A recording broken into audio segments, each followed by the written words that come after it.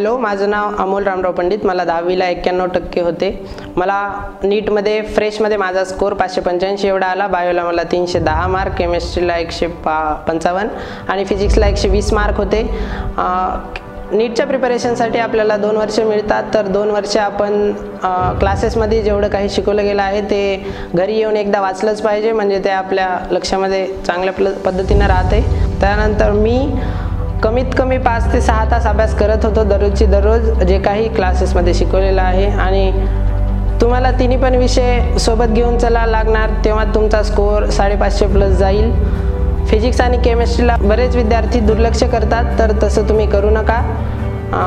Equal importance देऊन त्याचीही तयारी चांगली करा। हुलसुरे क्लासेसनं लॉकडाऊनमध्ये ऑनलाईन लेक्चर घेऊन खूप मोलाचं मार्गदर्शन केलं।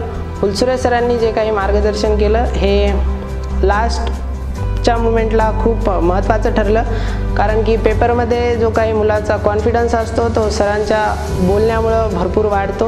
हुलसुरे सरांचे जे काही पेपर असतात ते पेपर एकदम स्टँडर्ड लेवलचे असतात। कंप्लीट NCERT बुक जरी तुम्ही रीड करून गेलात तरीसुद्धा तुम्हाला चांगले मार्क मिळतील, आणि फायनल पेपरला सुद्धा NCERTच्या बाहेरचं काहीच येणार नाही आहे। त्यामुळे तुम्ही NCERT फॉलो करा, बायोसाठी सफिशियंट होऊन जाईल। थँक्यू।